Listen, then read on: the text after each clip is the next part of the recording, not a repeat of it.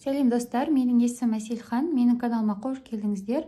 Бүгін мен сіздерге осындай көлемі 4 бұрышты болатын сөмкеге астар тігуді көрсететін боламын. Менде дәл қазір зефирка сөмкасы. Мен осы зефирка сөмкасына сіздерге тігіп көрсететін боламын.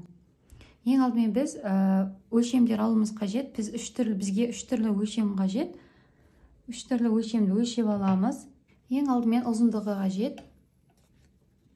Ұзындығы менде 20 сантиметр, ені 7 сантиметр. Бізге осы ені мен ұзындығының қосындысы қажет. Менде, яғни 20-ға 27-ні қосқан кезде 27 сантиметр болады. Тағы бір өлшем, бұл біздің астарды, менің астарымның осы жерден болған қалаймын. Осы жерден өлшеп, табаны, келесі қабырғаның осы шетіне дейін өлшейтін боламыз.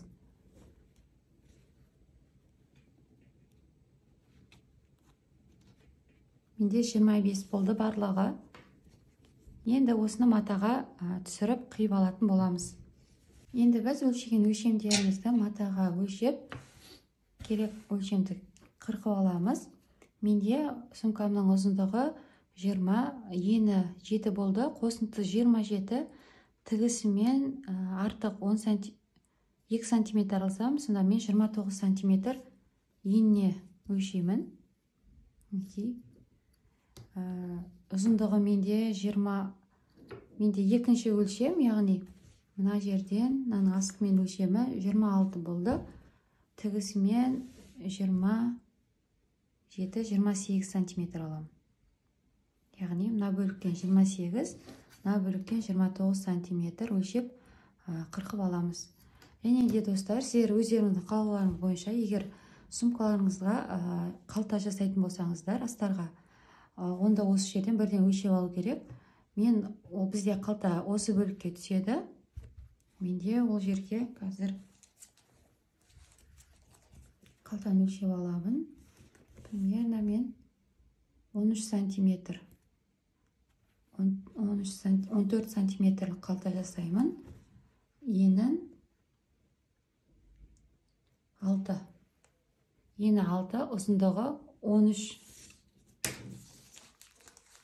Бірінші біз сөмкеміздің үлкен астарын, екінші қалтасын қырқып аламыз. Қалтасын қырқар кезде біз екі бөлік қырқамыз. Яғни, мына бөліктен сіздерге көрсетейін. Ұзындығы менде 13 болса, тігісімен 15 қып аламын. Ені 6 болды, тігісімен 7. Дәл осыны 2 есе үлкен қып қырқып аламыз. Достар, мен 2 өлшем қырқып алдым. Қалтасын, мінекей, менде қалтам. Осыны өлшемде өлшенген ұзындығы енін тігіспен өлшедім. Енді осыны мен бірдестен 2 бөлігін өлшеп бірден қырқып алдым. Енді біз бірінші осы қалтаны тігіп, қалтасын осы сөмкеге қондырып аламыз. Қалтасын теріс бетіне аударып, машинкамен немесе қолмен майдалап, осылай шетіне дейін, яғни осы бөлікке дейін тігіп келеміз. Біз оң бетіне аударуымыз керек, сол үшін барлық бетін тігіп шығып қоймаңыздар. Неке мен 2 шетін тігіп алдым. Енді оң бетіне аударамыз.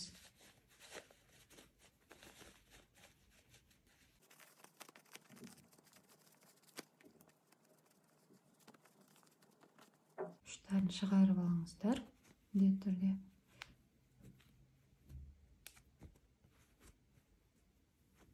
Енді мына бөлігін қолмен ішке қайырып тігіп аламыз. Немесе машинкамен бүлдіртпей тігіп шығамыз. Неке достар, мен тігіп алдым. Енді біз оны астарға қондырамыз. Астардың дәл осылай екіге бөлеміз. Мына сызықты. Менде бас жағымна тігіске кетеді осылай қайырылып. Тігісіміздің мына астыңғы бөлігі астына, тігілмеген бөлігі, яғни үстіне кетеді. Мынаны бір рет үтікпен басып алсаңыздар болады. Тура етіп түсіру керек екі шетіне. Міндетті түрде. Менде мына шетте 8 8ге жақын. Мына жер 8.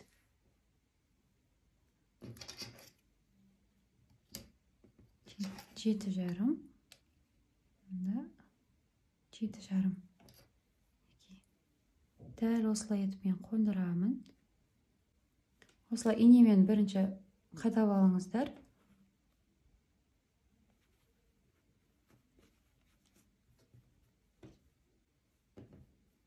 Тіккенде оңай болады бізге.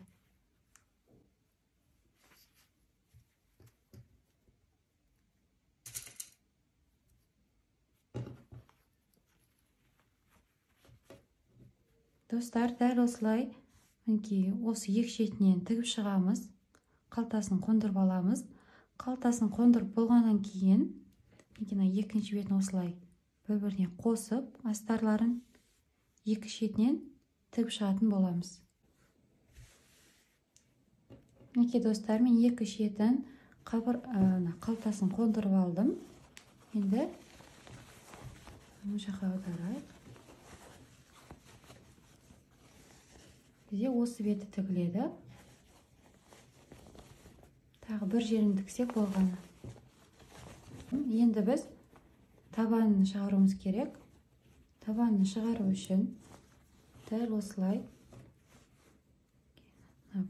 екі бетін бір-біріне қосамыз.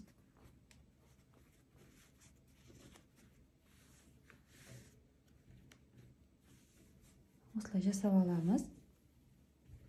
Менде ені 7 сантиметр өлшенген баста.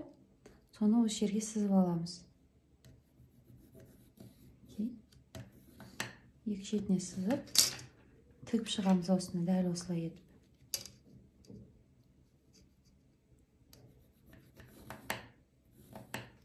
Осы екі сызған жерімізді тігіп шығамыз. Мінекей достар, мен тіктім. Мінекей табаны. Бұл бізде табаны. Осылай қайырып алдым артық бөліктерін. Бұл мен астына тігі жереміз қазір. Астарды қондырған кезде. Кена сөмке ішіне саламыз.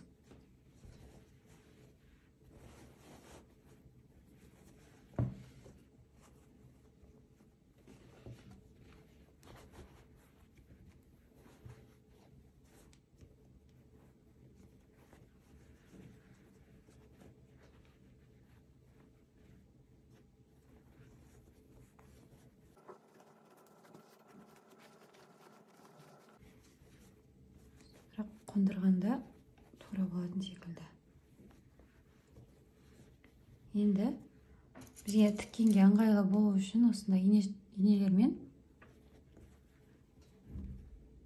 қадап шығамыз. Неке достар, мен астарын осылай инелермен қадап қондырып қойдым. Енді біз осыны тігіп шығамыз. Осындай қарапайым ине жіпті пайдалансаңыздар болады, немесе орнына битсерге тігетін жіңішке лесканы қолдансаңыздар болады. Менде ондай жоқ, осы жіппен тігіп шығатын боламын. Кіргізіп аламын жіптің астынан.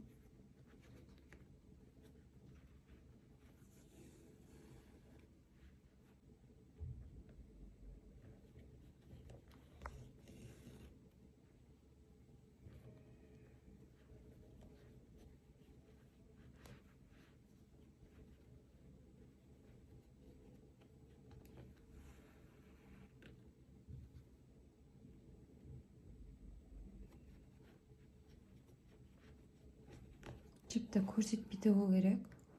Астынан өзіміздің қарапайым көрпелерді тіккен кездегі тігіс секілді тігеміз.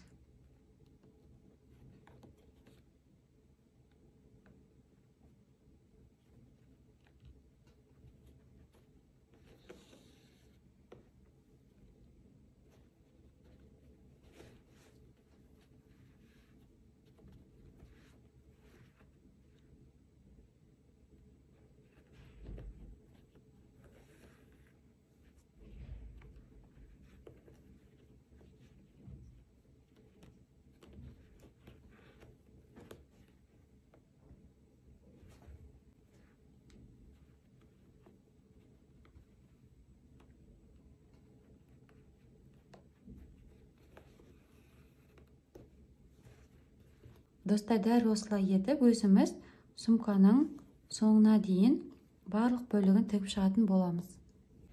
Мінекей достар, мен астарын тігіп шықтым. Өте әдемі болып шықты. Мінекей қалташасы да дайын болды.